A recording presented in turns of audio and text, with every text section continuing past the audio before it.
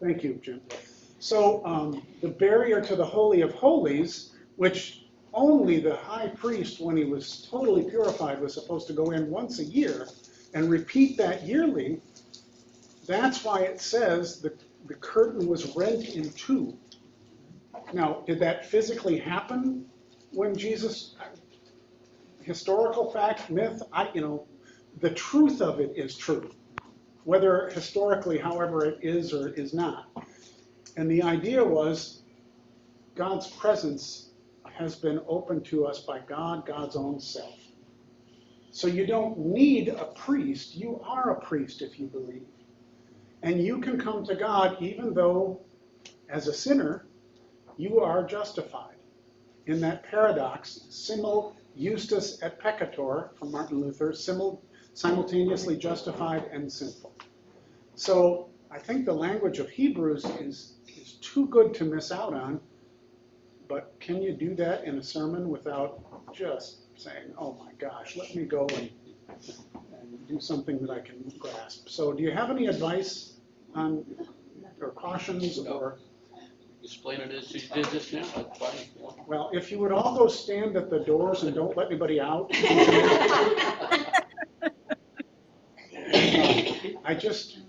Because I know how I would have received that for most of my life. Priests, bulls, sacrifices, whatever, blah, blah, blah. Talk about something that relates to me. Well, it does relate to me, but I didn't get it. Okay. I think Yes, Joanne. the thing that I wrote down, that you just said is very simple. The truth of it is true. I've never heard it put that way.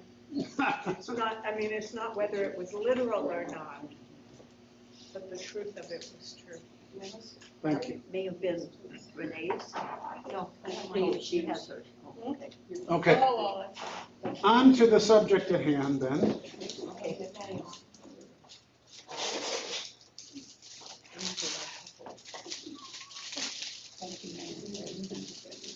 Okay, we left off at the Church of the Holy Sepulcher. We went to this. Hello? No. I was in Israel too, and this was someplace that we went to. Oh, you did get to go there. Yes, in 2019. So, yes, this is very familiar. 18 or 19? In 2019. Well, me too. I should have waved at you. We weren't there at the same time. Well, I guess I would have been hard to miss, you know.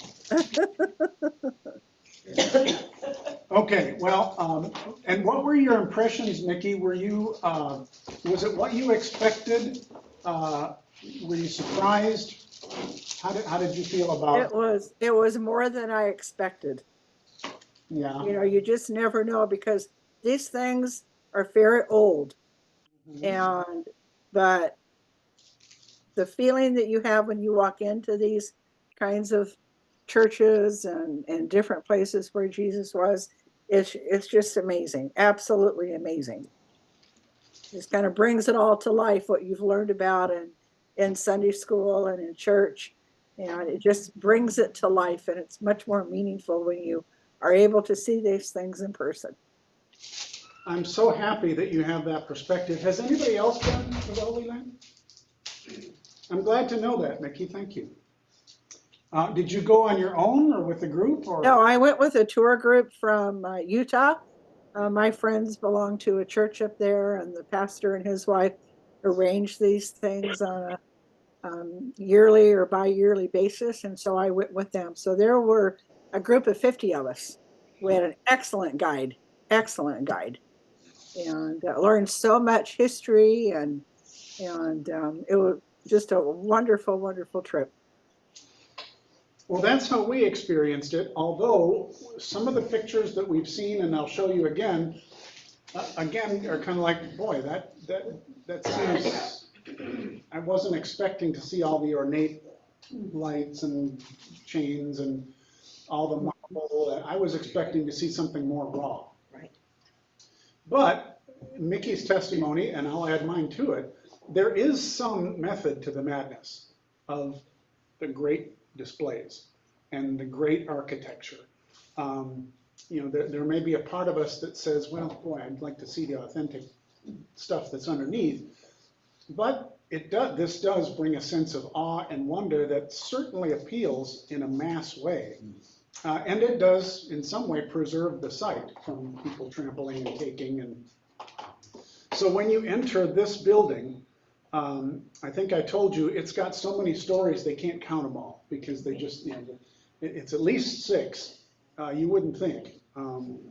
And that the building, the church itself, or however you want to call it, the church of the Holy Sepulcher, originally built in the time of just after Constantine, he authorized it. Then many parts of it destroyed and rebuilt, so it's hard to know what goes back. But the tradition at the time of Constantine was this was Golgotha. And so Jesus was crucified close to there, and then he was buried in a tomb very nearby. And this is the traditional site. Historically factual or not, there's disputes. But this, for many, many centuries, has been the site of devotional pilgrimage. Inside, it's said that you don't know where the church begins and leaves off with the surrounding buildings. It's attached, and that's very typical of that kind of. And you can see it comes from different eras and add-ons and different renovations and so forth. And maybe that's also a good way of representing the fruit salad of all the people that are together in the body of Christ. So, yeah. That's sort of like the Duomo in Milan. It took 600 years to build. The what? The Duomo, that's the Archbishop's church in Milan. Oh, yes. It took 600 years to build. Yeah. Can you imagine? Well, yes, you can. You sat through my sermons, but. Okay, so we talked about the stone of anointing, where it is said that this was the stone where Jesus was laid to have his body anointed afterwards. Joseph of Arimathea and others came to anoint the body. And so people venerate this as authentic. So, and of course, there's the shrine around it. And then there's a great mural on the back, on the left side, and it goes right to left in good Hebrew fashion. On the right side is a depiction of the anointing taking place, with Jesus on the stone and the halo around his head, and Joseph of Arimathea and the others gathered around paying worship. On the left side of and you'll see a better picture of this later, I think, is a depiction of the people actually carrying Jesus' body into the tomb. So it's all in one mural, 2 different parts of the event. But those 2 events are what's commemorated by this chapel, especially. There's more to it, but that's there. I told you about the 3 Marys. This is the shrine of the 3 Marys. Okay, we talked about that last week. And then in the great rotunda of this Church of the Holy Sepulcher, this then leads you down into the places where you can venerate Golgotha, the place where Jesus was said to have been crucified, the tomb. I did get to see on the outer edges some actual tombs that were authentic to the time. It wasn't Jesus' tomb, but it's in an area that tombs were carved out. There's the great rotunda, we saw that. So, and here's the entrance then to the holiest parts of the chapel. I don't know. Let's see here. Yeah, I want to make sure. I'm going to stop the share on this now.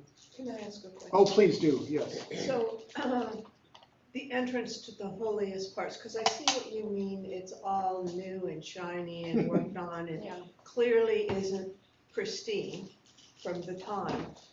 When you said to the holiest parts, does that mean to the place where it wasn't modernized and updated and glorified? Unfortunately, no. It's like the Church of the Nativity, when we went down to where Jesus was said to have been born and the manger. Yeah. And you could only see just the littlest parts, like inside the little star, inside of what I call the fireplace hearth, where people would go, and you can touch the stone that said That's all you can get to. Everything else is covered by marble, or mosaics, or artwork, or curtains, or whatever. So there's only precious little of that original piece that you can see. And then when you turn around and see the manger, again, covered by marble and mosaics and all that stuff, and you can see little bits of stone around that give you that sense of, okay, yeah, this is a grotto. But yeah, that's the way they venerate the holy sites and preserve them. And there's a method to the madness. So when you go in here at the Church of the Holy Sepulcher, it's much the same. You go to the place of Golgotha, you're expecting to see stark, it was a garbage dump. It was, you're expecting to see rocks and all that. It's all shrines and marble, and only very little is preserved. There's one little table or an altar underneath of which is a stone that is said to be a fragment of the tombstone, the roll of stone that was rolled away. So there's precious little of that. It's the site that seems to be more important than the actual stone and earth of the time, because maybe that couldn't be preserved, or nothing could be verified, or they think it just needs to be I hidden. imagine a lot happened between history and when people decided this needed to be preserved. Oh, yeah. Yes. Okay, is this, no, that's not the one. I can't find my correct thing that I want to share here, so give me a moment. Oh, that's probably it. I just need to go to, all right, I'm going to try some of this, and it's organ music in the background. I'll just turn that down a little bit. And tell me if this gets to be too boring. I can skip ahead in parts, but sometimes these 360 virtual tours give a little bit better sense than just still photos can. And there's almost always scaffolding and work going on. This would be the shrine of the area in Golgotha where Jesus was crucified. And you see the person in the little space there kneeling down to the, maybe there's a hole that you can put your hand in to touch something, but that's it. Everything else is covered. Very ornate.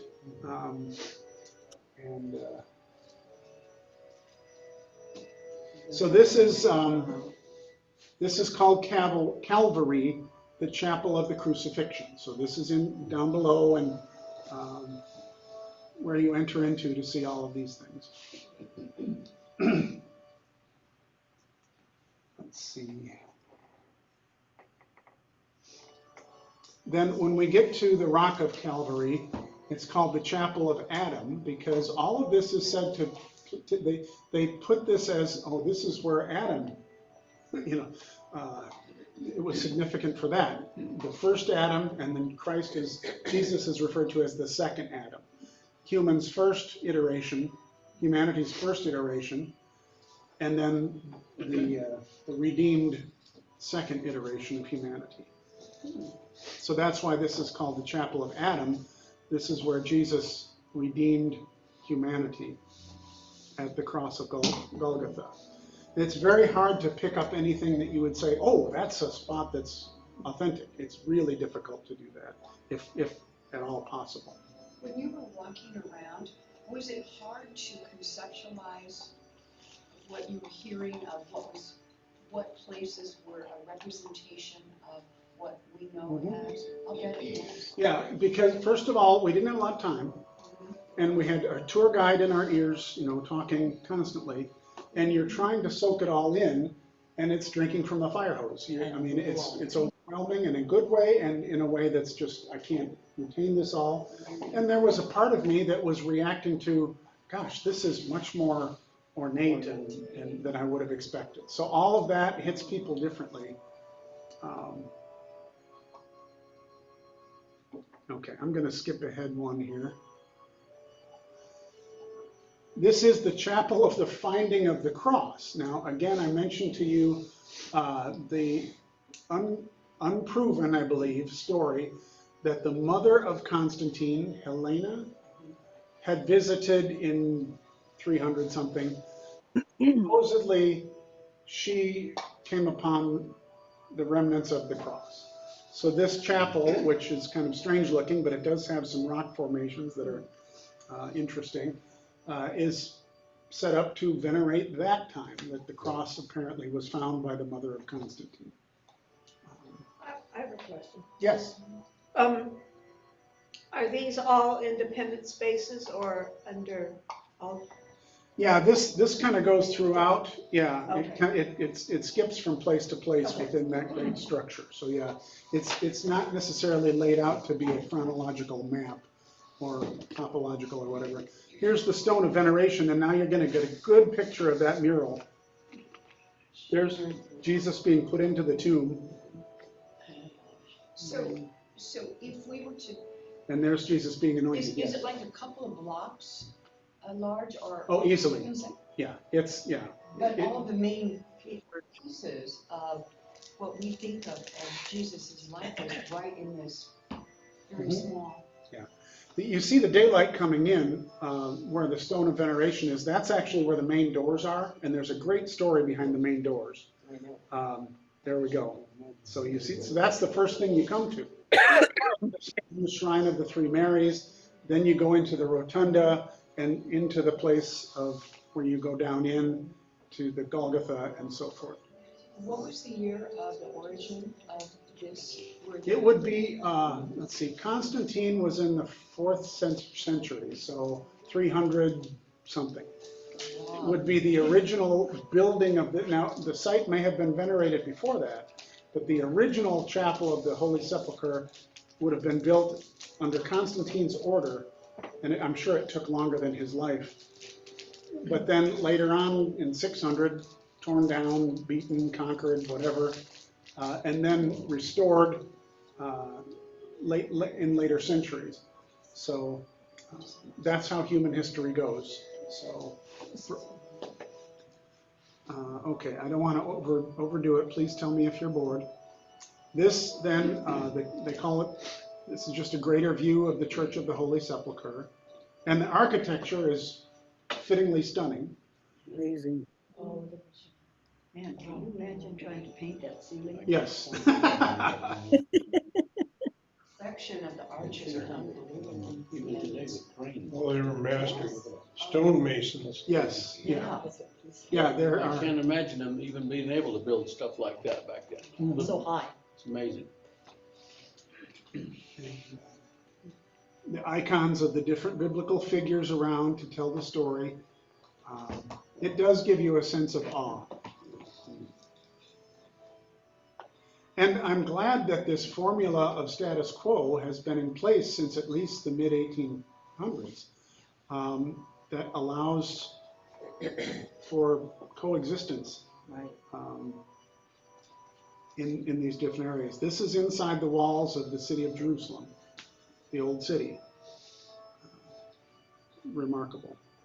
Okay, let's skip on to the various chapels.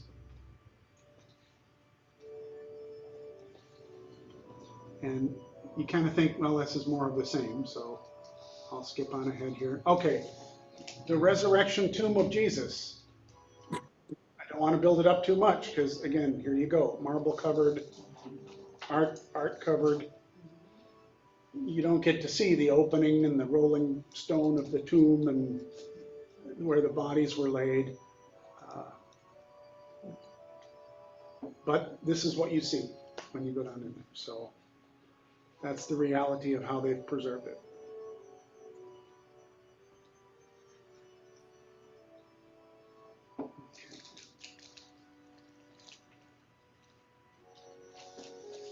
That may be, let's see, is there anything else that I want to make sure you highlight here? Okay, the Chapel of the Derision. This is similar to where I said the stone, a fragment of the stone. They'll build a little shrine and then put some relic like this. The Chapel of the Derision, can you understand what that would be commemorating? It would be Jesus' trial, the mocking, crown of thorns, the scourging, having his the purple put on him. So that, again, a little chapel to commemorate that portion of it.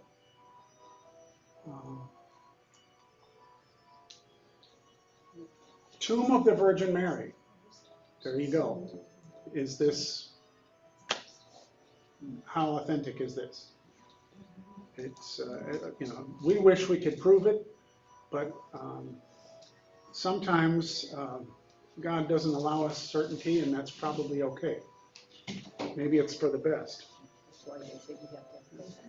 Well, and if we had the cross of Jesus, can you imagine how people would be fighting over that? To possess it, to touch it, if we had these relics, for sure, it would probably be a holy mess. So this is a tomb that is there to venerate. This is a chapel to venerate what is thought to be the tomb of the Virgin Mary. Okay, that's the end of that part. So, well, you're welcome. Was all that done in one day? Like you saw all of that? Yeah, I mean, less than a day. Yeah. We had a couple of hours. Sitting down here watching Yeah, that instead you of stand in walking. line, I and probably then you, would. and there's people behind you, so you don't want to linger too long. Yeah. Yeah. You walk, you don't really get the time you would like to have. We're getting better. So what you see before you is one of the earliest depictions of the first layout of the early chapel. So blueprints. So I'm going to give Larry these and have him build a replica.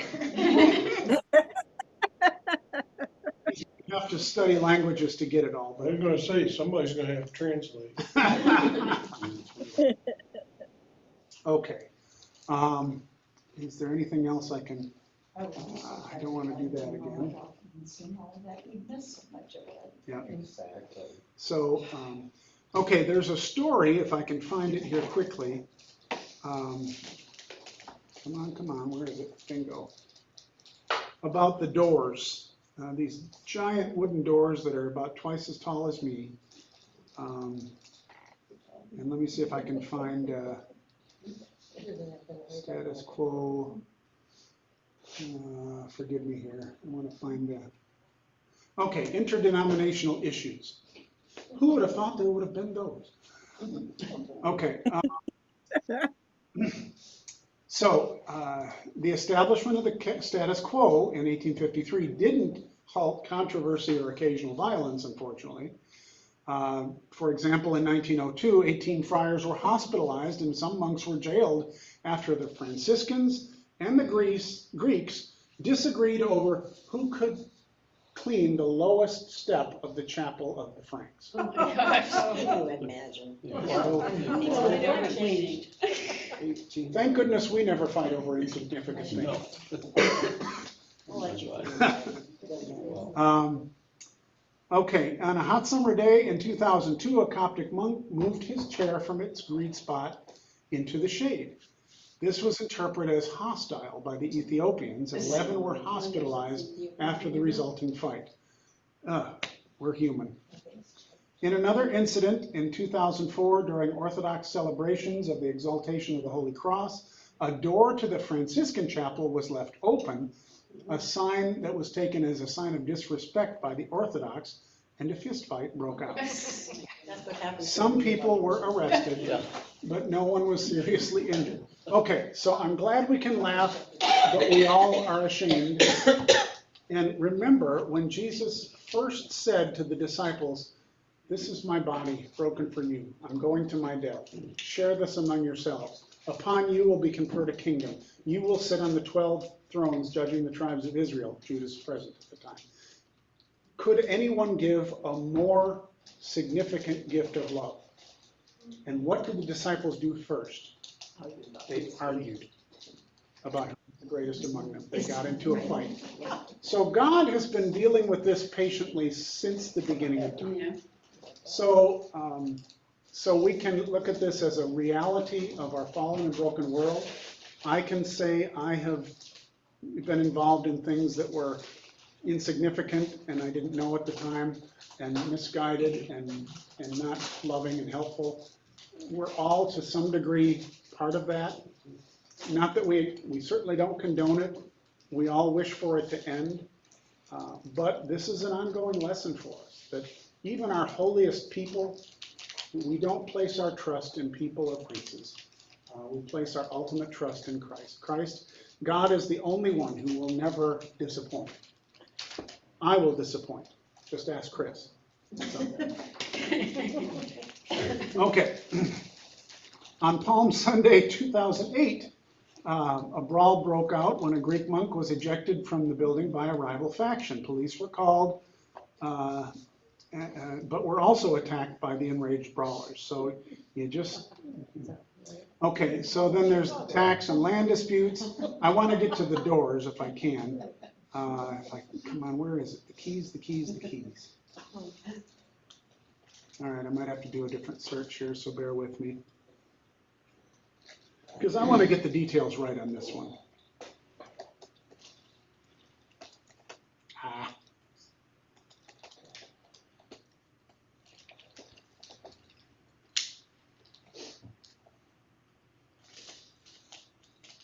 Okay. Keys to the Church of the Holy... Well, it didn't take my whole thing. Come on. I didn't put sepulcher in there. Darn it. Come on, go back. Give me. Well, I thought it would fill it in for me. Does not exist. Okay, I might have to tell you from memory. Brotherhood. There we go. Okay. Okay. You see in the picture there, very weathered wooden doors, and they are locked not by anything that a normal sized person can reach. You have to climb up a ladder. And the church is locked at certain times, overnight and whatever. And then in the morning, they have a closing ceremony at night and an opening ceremony in the morning. And the church itself, under this tenuous agreement, is held by the Greek Orthodox. They have the seat of their Jerusalem main headquarters there, their Holy See, we call it. So the Greek Orthodox have a big portion of that, and they've got their little spots, imaginary line like the brothers and sisters will do in their room, don't cross this line. So there's the Greek Orthodox, there's the Armenians, there's the Catholics, or the Latins, they would call them. There's the Ethiopians to a lesser extent. There's about 6 different Christian entities that have claim, some larger, some less. But as you see, if you move a chair into the shade, you show disrespect. So it's very tenuous. And because since the 4th century, this has been such a contentious site, the keys to the building have been entrusted to a Muslim family. That this is they've passed it down from generation to generation to generation. So none of those entities are trusted with the keys to the Church of the Holy Sepulcher.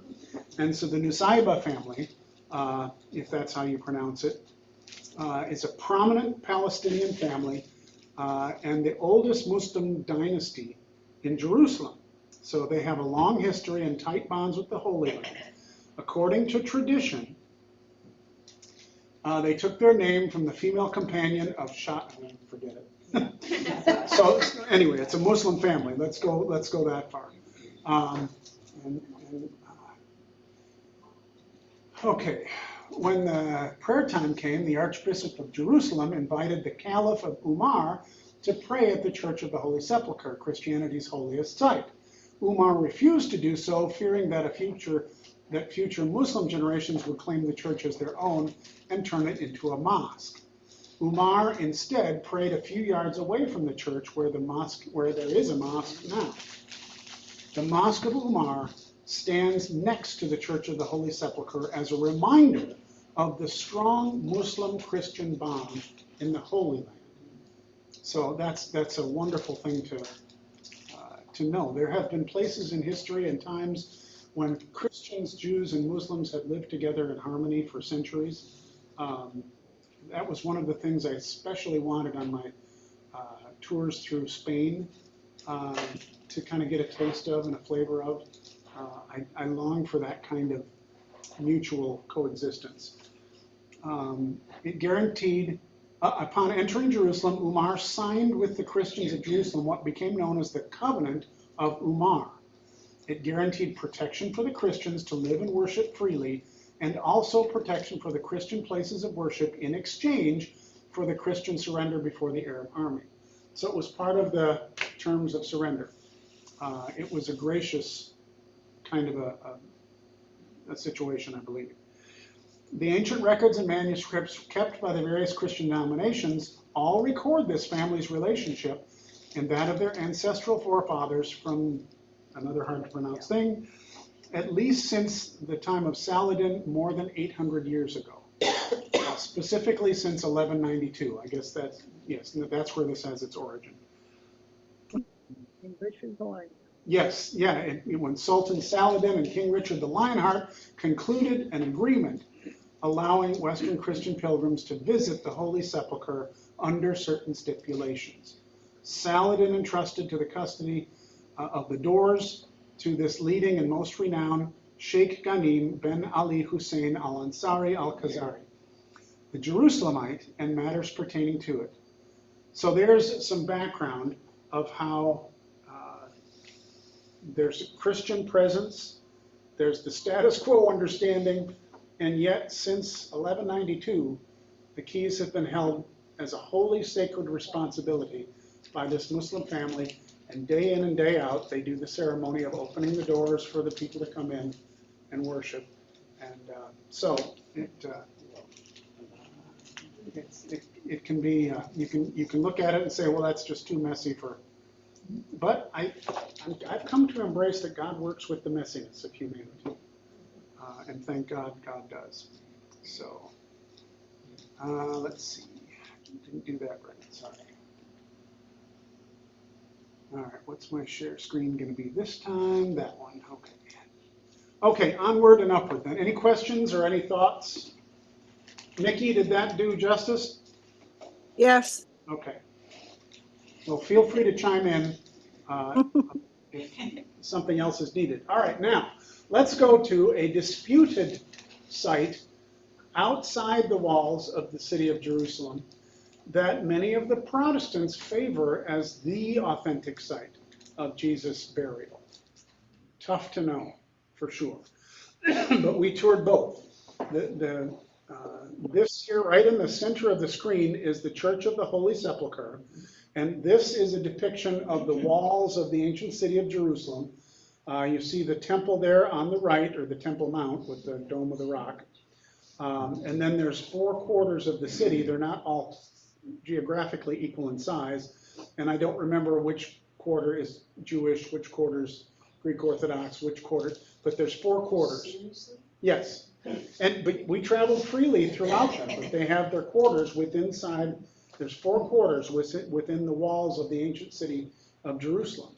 The Church of the Holy Sepulcher is located, I believe this is the Christian quarter. And that's probably the reason why it was deemed the Christian quarter. I want to say this is the Jewish quarter with the western wall. This is a Muslim. You see the little half moons there. And I forget which Orthodox or which group is the 4th quarter. So now outside these city walls, which have changed over the centuries, is what Protestants tend to favor. It's called the Garden Tomb. And they say this is the more likely spot of Jesus' crucifixion and burial. You can decide for yourself. So does that conflict with the interior? So how do they perceive that confliction of location?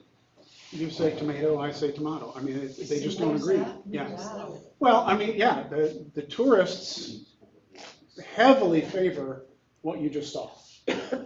This is lesser visited, but it's still highly visited. The one that we saw is most heavily favored by the Orthodox, the Catholic. This site tends to be more favored by the Protestants. Which one's more authentic? We can't prove it. At least I can't. Maybe Nancy, if you would please study this and tell us which one's right. But now this makes sense. We were brought up, I think all of us here have Protestant roots. And so whatever teachings, whatever things we've gotten in sermons, Sunday school, Bible study, has been flavored by our Protestant founders. And our Protestant founders, when they wanted to reform the church, especially in the Reformed tradition, where the Presbyterians come from, they really wanted to get away from icons and artwork and elaborate and all of the ornate stuff. So maybe that's where my bias for, well, let's do the humble, raw, maybe that's where my bias comes from. So that's a good reason you can say, well, the Protestants favor this one. This one seems less enshrined and this seems more humble and authentic. Do we want to get into fistfights over it? I don't. But at the very least, this is a wonderful preservation of an authentic tomb. And you can see over the years now that maybe there was a collapse in the wall or something, and so they went to put a stone in, because where the stones are laid, that is the actual place of burial for 3 different bodies in a tomb, laid out in that horseshoe shape. So you can have up to 3 at any one time. You have the entrance here where that gate is, and we actually got to step in. And then to the right, and I'll have a picture of it, you'll see where the tomb is laid out. And this part at the bottom is a channel that was carved out, and you can imagine where the rolling stone would have been. That's not preserved. That's not there. But that actually was in this channel, so it was controllable so it wouldn't, roll away. How they managed all that, good Lord. Okay, so now this is a picture they held up for us of a site nearby that no longer exists because of an earthquake. But it did exist in the time of cameras. So they have this preserved, and I don't believe this is doctored. You can believe what you want. This may have been, it may have been a natural formation, or it may have been a cistern. Remember I talked about the cistern where Jesus was thrown, and it had those 2 windows up above with the divider, and you see that here, okay? Now, when you look at this, Golgotha means skull, the place of the skull. So when we were touring this site, they said here at this site, before the earthquake, was this. And this is why we say outside the walls of the city of Jerusalem, in the garbage dump, at Golgotha, the place of the skull, is where Jesus was crucified. So again, Protestants say, here, this makes more sense. Look, there's nothing. So we each have our own biases. But to me, this is one of my favorite pictures. Golgotha didn't mean much of anything to me. This, for me, helps grasp it better. And again, is that factual history? I can't say, but it helps me grasp the truth. Where was he supposed to be crucified then, up on top or down below, or? I didn't get that all those detail. crosses? Yeah. Okay. It's somewhere in the neighborhood, in the vicinity, the place of the skull. That's as far as I could get with it. Here's a wider picture, and it was lightly raining the day that we were there. And so this is typical of the tourists. And so you take a turn and go into the tomb itself and not linger too long and then come on out. So he showed us a sketch of what we were going to see. Where his index finger is there is pointing the entrance. And then where you see on the right, the 3 little horseshoes where the head was placed. I would never have a chance of fitting it. These were for typical normal people, yeah.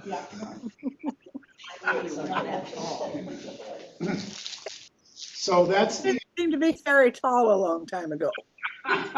Everything was for shorter people. Exactly, yes. So now here are my humble pictures of that area. And so it's hard to grasp. You don't see the horseshoe things. I don't know what those were made out of. where you lay the heads. I have a question. Yes. We're seeing tombs and so forth. Did they have anything in Israel, Jerusalem, like catacombs? Yeah, we saw some Yes. when they went down. Under in Bethlehem, the catacombs, places, people lived there, they buried bodies there, under the People church of lived the, yeah, Joseph's family. And then that's why when Joseph and Mary came and they said, well, she's with child, you can't come in here, go out with the animals. They put them in the manger area, and that's all connected. But yes, there's a series of catacombs underneath there. And underneath, we saw last time, there were ossuaries, or tombs, I should say, where it is thought that the children that were 2 and under that were killed by Herod, the bodies were laid in those catacombs. No, because when we were in Italy and we went to try to discover exactly where my grandparents came from, we found a church there and we had the opportunity to get a tour by the caretaker and go down into the catacombs. That's why I was wondering, where Yes. else they were. Access depends upon your purpose and who you know and all that stuff. So we didn't get to go in the catacombs beneath the Church of the Nativity. Yeah, well, this was beneath the church. It was very interesting for me. So Yeah. this is the channel in front where the stone would roll.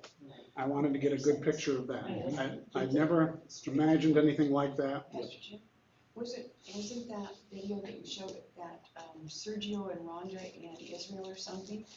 That was the one with the catacombs, right? Yes, Wasn't that on YouTube? yes. So, June, if you wanted to, you could go on that site on YouTube. Okay. It's called Sergio and Rhonda in the Holy, or is it Rhoda? Rhoda. Rhoda, in the Holy Land. And they have a series, and they had good access to a lot of things we didn't. And so they'll take you into places if you're interested in more. Also, you see the ancient extension cord. To provide light, Oh, wow. And duct tape. Yes. necessity. Okay, I don't know who the fuzzy face guy is, but.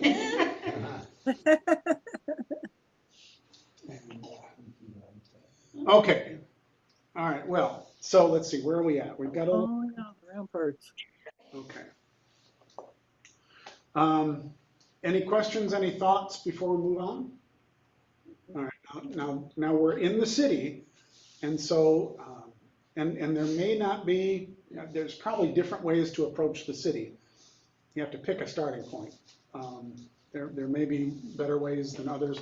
We were lined up chronologically according to what our guides could line up for us with the people they wanted. There were we had our guides that were with us, and then there were local guides. And they have relationships with various local guides. And we were always asked to tip the local guides. Yes? In the tomb that we saw, that is the one supposedly that Jesus was in. It's a body of 3 that could lay in there. But our understanding is Jesus was in there by himself. Is that correct? Well, that could have been. I would say otherwise. But it's typical of the tombs because they were family tombs. And Joseph of Arimathea was a wealthy person who was able to have a family tomb that was for the whole clan. So could we say if there were other remains in there, bones? That's just not recorded. And isn't there someplace in the Bible that said that was a new tomb that he had built? Yes, relatively new. In fact, hadn't been used before. I do know that. So thank you for that reminder. Yes, it was and again, that would be consistent with, is it historical fact or is it's holy. It's the first time it was used. And who can say? But the truth of it is what they were trying to emphasize. It's what they believed with their hearts was true about Jesus. Okay, what's a rampart? Wall, basically. Yeah. Vent, Oh. oftentimes for military use. Exactly. Okay, a military fortification. The ramparts were, and the walled city of Jerusalem was walled for protection. And the walls are imposing for a reason. And the soldiers and so forth would be able to stand watch up above to have a good view and walk around the ramparts of the city. And I got to do that. So I walked a good portion, not all of it, but a good portion of the perimeter over the different quarters. And so I started at what's called the Jaffa Gate, and you walk up some tenuous stairway into the part where you embark.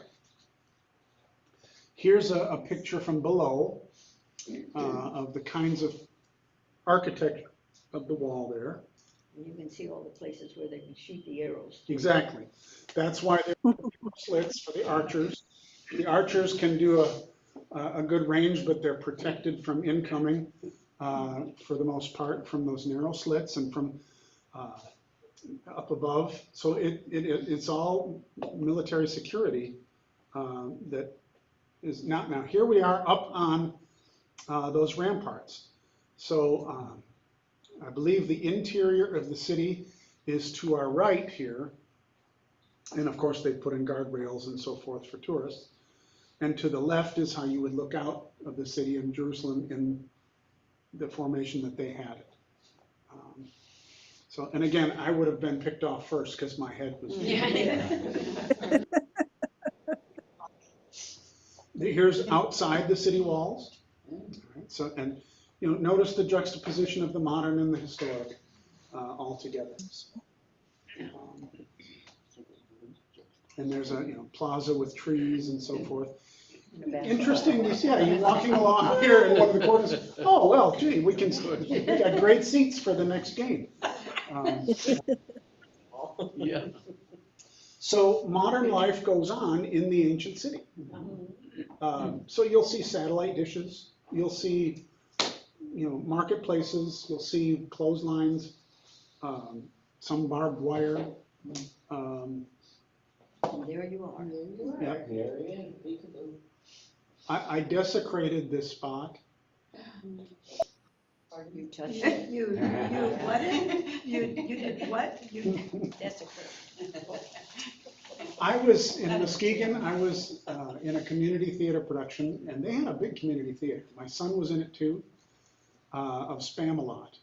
Oh my gosh, one of Bob's favorites. Yeah, really? Okay. Yes. I was several parts.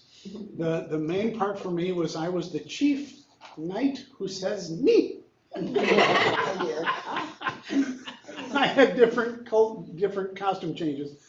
Jacob was a taunter, among other things. He had a bigger part. He was Patsy.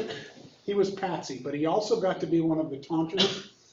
And this has nothing to do with Spamalot or anything, but the ancient castles that reminded me of this. And when he was a taunter, if you remember the movie from Monty Python, and when they came to attack, the taunters would yell insults at them. And so I stood there reciting lines from that. I have a video of me reciting lines of insults. So I'm sorry, I'm too immature to pass up an opportunity like that.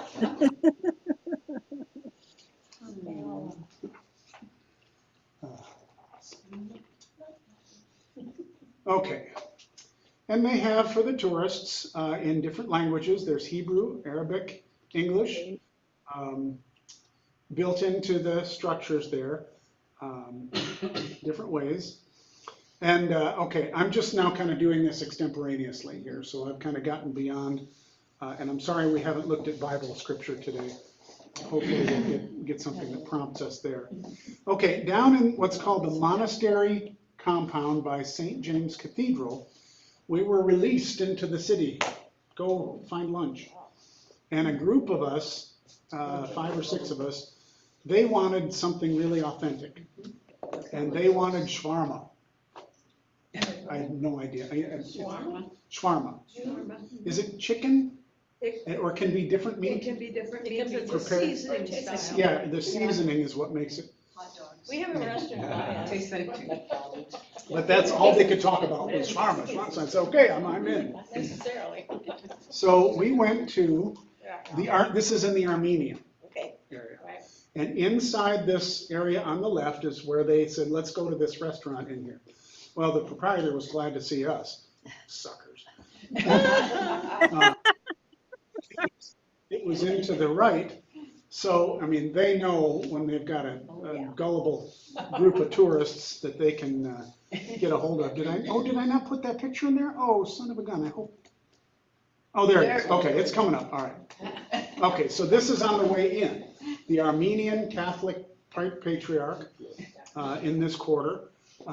This is the temple. And this, yeah, this is their quarter in memory of the Armenian martyrs of 1915.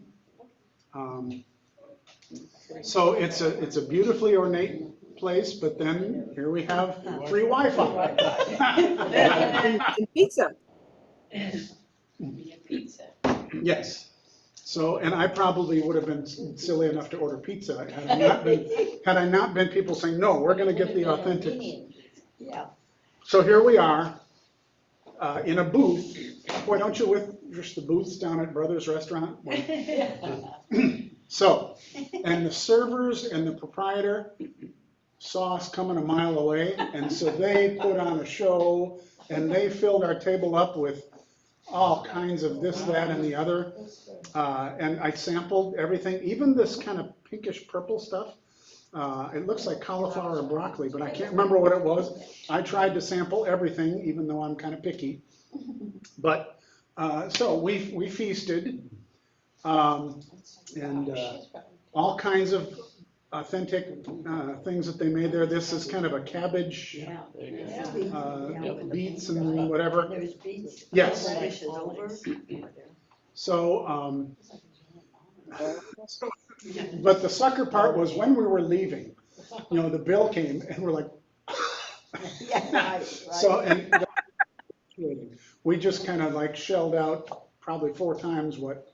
Oh. Yeah, they said. So they saw us coming, Yeah. and then, you know, suddenly when we wanted to ask, is this correct? They couldn't speak English after that. But, you know, for the experience, God bless them, I wouldn't trade it. It was. this thing in the corner here by the money? Oh, this was I don't think it's a dessert. I wish I could remember. I think it, go ahead, Mickey. Is that falafel? Well, in a different shape, could be. Yeah, that would make sense, yeah. I'm sorry I don't have the memory to get all the details of that sometimes, but. So there was our outing for lunch, and it was a great, thrilling part of that. Okay, now I'm pointing in so that went from the Armenian quarter into the Jewish quarter and pointing here to the Western Wall. All right, and we're doing good on time, so I'll just keep going. So this was our time to go to the Western Wall. There's this stairway up here, or this tunnel, it's actually a stairway that goes up to it, leads to a place inside and going up to the Dome of the Rock that the videos of Sergio and Rhoda, they go right through there. So you'll get a good view of that if you want. The Western Wall is said to be the original remnants of the temple, the foundation stones, big, massive stones. And you see that the vegetation sometimes grows out of the cracks. And it's very heavily tourist, but also a religious site for the locals and for the tourists. Is that the Wailing Wall? Yeah, I guess they would call it the Wailing Wall at times. Yeah. I'm used to it as the Wailing Wall, but yes. Yeah, the Wailing Wall. Mhm. So when the males go in, they go to the left here, and the women, there's a dividing fence there, and the women go to the right. So they keep it separate. And I think I told you, we saw a couple, he was here and she was there holding hands over the fence. As Or where they can put paper in or something, you can write. yeah, and I think I've got some close-up. Now this is not up by the wall yet. This is in the outer courtyard still. Why I thought I had to stand up taller, I was gonna ask. I have no idea. I guess. You wanted to be taller? Yeah, I like to, to lord it over everyone. Stand out there, yeah. So when you go in, males have to cover their heads. So didn't matter, it didn't have to be a yarmulke. Some, as you can see, do, of course, and others had traditional garb. But as long as the head was covered, it was considered appropriate. What about females? I don't believe so. I think it's the opposite there. So in the Catholic tradition, in the old tradition, the women covered their head. You know, God bless Lavina, who observes that generally. But if I did this, Ken would say, we don't wear hats in church. So, Except And when we, you have to be appropriately dressed. You can't wear shorts. You can wear no a tank. skirt, the women, no bare shoulders. You have to be appropriately dressed or they won't let you in. Yes. Just like the Vatican. Yeah. And there's obviously tight security. So I took my turn, and up here, you can see in the cracks, hundreds of little prayers stuffed in there. Yeah. A kneeler for scripture reading or devotional readings here. And people of every stripe come to the wall and pay their devotion. The So kneeling part though, is a book left there, or do you have to bring your own Bible? I think it's a bring your own. Okay. Yeah, I think it's just there for people who bring their Bible, their Torah, their whatever. And he's actually seated, he's not kneeling. So, Yeah. so that was our visit to the Western Wall. Okay. This is where, again, I was on my own and I went with one of my friends. And so we got to go through what's called the Ophel Archaeological Park. And there are digs going on. This is, just to give you an idea, the Western Wall would be in this area here.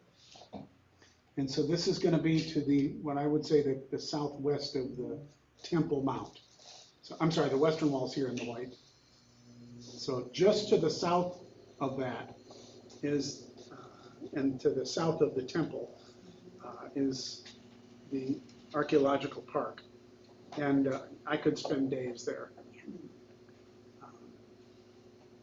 They are unearthing everything they can to prove the historicity of various things. So this is something I can't say I studied, but I was introduced to in seminary of ancient writing. And this is one of the earliest documents from Jerusalem. And the writing, which looks like a bunch of little spikes, is cuneiform.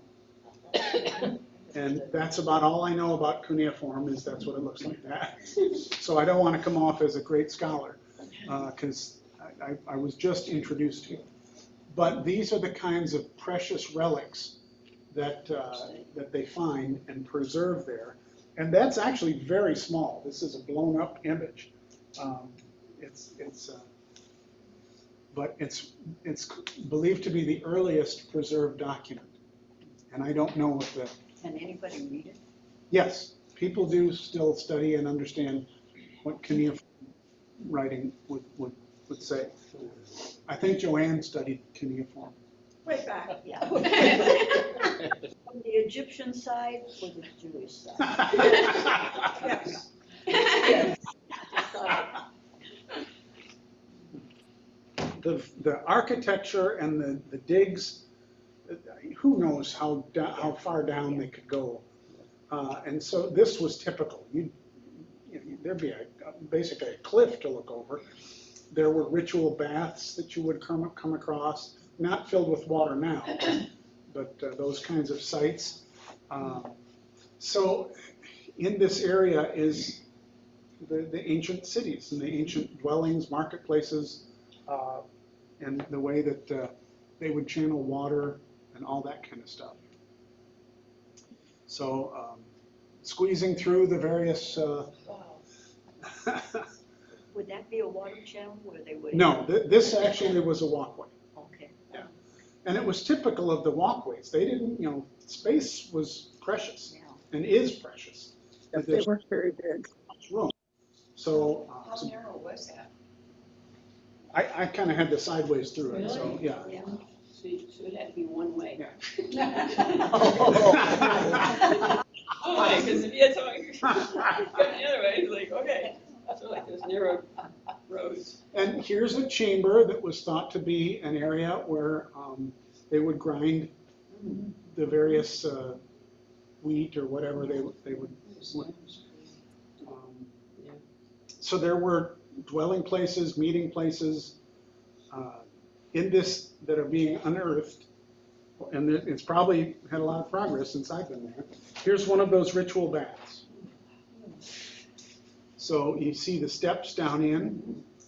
Now, whether they were spring-fed or whatever the case may be, this is not the pool of Siloam, but that would be a good thing for us. Good, I wanted an opportunity for us to go into Bible study. So let me. That's it. Yes, Mickey is our. Looks like Mickey. All right. So let's visit that.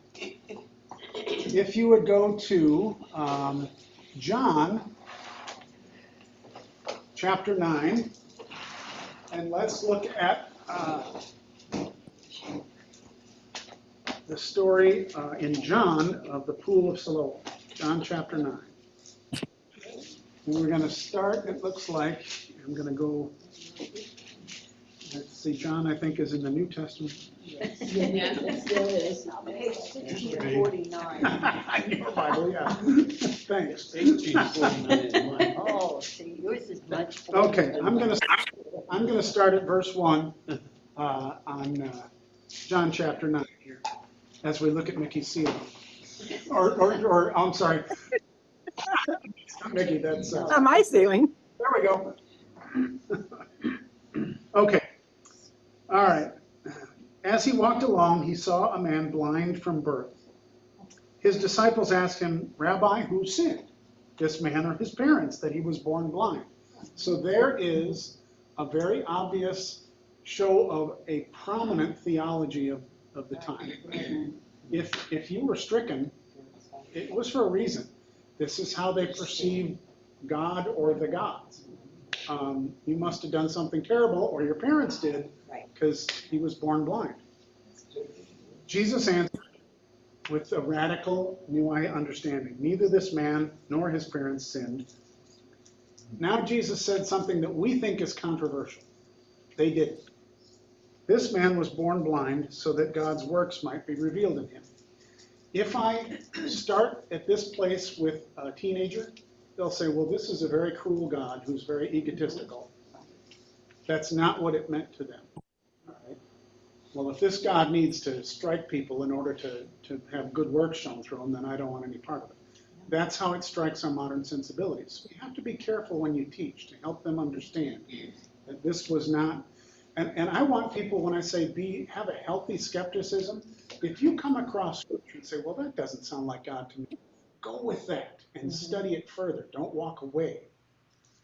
Trust that because it's true. And oftentimes God will show something that reveals that God is loving and generous and not out to strike us down, but to lift us up. But to counter that theology that this person sinned, Jesus countered it with another theology that they could understand. He was born blind so that God's works might be revealed in him. We must work the works of him who sent me while it is day. Night is coming when no one can work. As long as I am in the world, I am the light of the world. Now, what that leaves off is when Jesus departed, he then said to his followers, you are the light of the world. But that's not in there right now. When he said this, he spat on the ground, made mud with his saliva, and spread the mud on the man's eyes, saying to him, go wash in the pool of Siloam, which means sent. Then he went and washed and came back able to see. The neighbors and those who had seen him before as a beggar, a blind beggar, said, is this not the man who used to sit and beg? Some were saying, it is he. Others were saying, no, it's someone else, someone like him.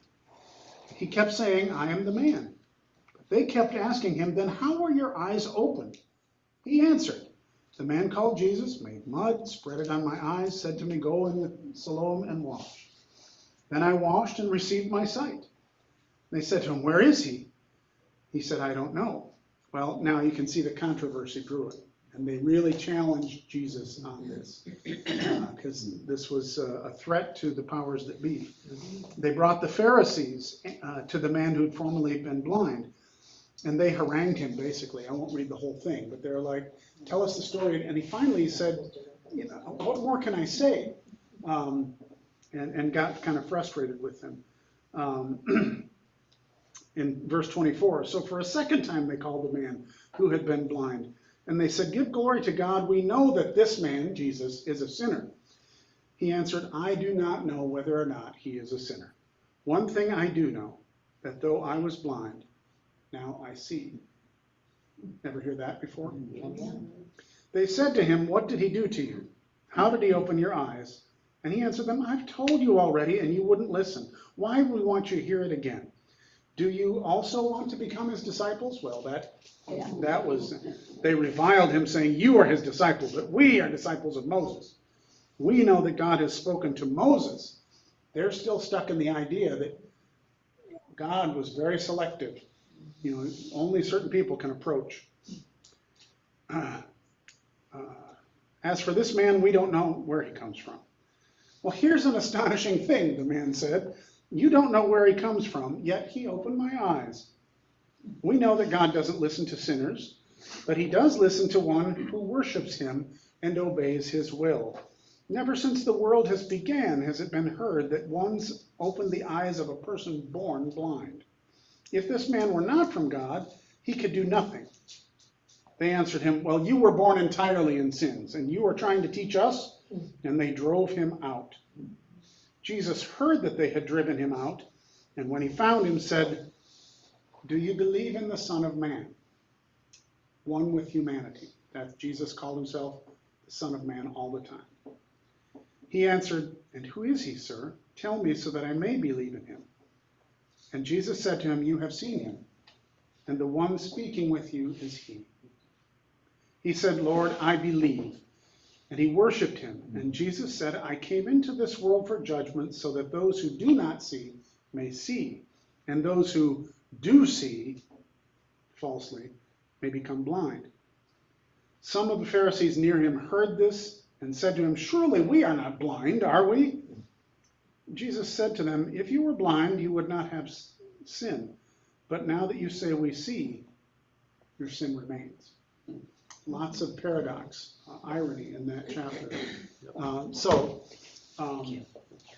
this is what I showed you was not the pool of Siloam, but it was typical of the ritual baths and the healing properties and all these kinds of things that you would find that people would go down in.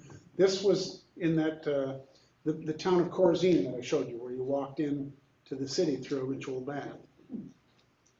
Okay. Why won't it go? There we go. This is outside the temple base, not on the western wall, but this is now on the south side. And I just wanted to show the size of some of these stones. Yeah, really. I mean, when you compare them to me, when I was working at the TV station and I was production manager in Rockford, Illinois, and I would hire staff and so forth, I hired a man named Chris Toltzman, and he came in to be one of the copywriters and what I had done previously. And I introduced him to the staff. I took him into the control room, which is where they control the news. The director's there, the technical director, the Chiron person, the producer, the sound person, all of that is in this booth, basically. And so that was my staff, and then on the floor we had the camera people and all that stuff. So I took him around. Well, they speak on headsets all throughout the newscast. They didn't know I was listening. Here, Bill Boson, the director, said, did you see that new guy, Toltzman? He's huge. He's a mutant. He's almost as big as Roush.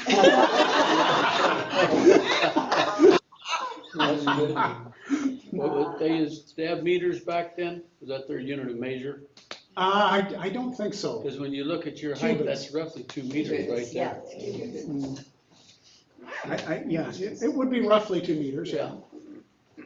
So, and how they chiseled and quarried and got this to stand with, good Lord. So here is a beautiful depiction of the archaeological park. It's a playground, you know, and Rocks. did you get to see this, Mickey? Yes, Now, I did you, can't remember where we were at, but in one of the places that we went to, there were tools that they used and Yes. wagons and things that they used to build all this stuff. And it was nothing remarkable, nothing really out of the ordinary, but how they did this and how they moved these things with what they had and what they put together was just amazing. You wouldn't think that you could do that because those rocks are heavy and yes. they moved them. So this kind of a site, I don't know if you went through with a tour guide, I probably would have been better off had I had a tour guide for this. I was just with my friend exploring on our own, which was, you know, exciting and fun, but we didn't get a lot of the detail that we might have gotten with the tour guide. Right close by is a museum, so when they find something like that little cuneiform, they preserve it and tell the story of it. So, okay, so oh goodness, Nancy, look what's coming. Garden of Gethsemane. Pretty soon. I'm still going to tease you. We start with the Mount of Olives and we have other sites. So I'm not going to promise you it's next time, but we're getting closer. Getting closer, I'm gonna hold you to it. So, okay. Well, thank you for that. And is that Sabrina that's on? Yes, it is. Hi, Sabrina. Okay, I see Zara on the screen, so I don't know if that's your Indian name or your. So I'm glad you're with us. So, okay, I will go ahead and stop the screen share and let you see our beautiful, oh, look at my video went out. I don't know, it does it here It too. does, yeah, I don't that know why was it does it terrible here. on Sunday. On Sunday, it keeps popping in and out. You gotta watch it. Okay. And let me stop the recording.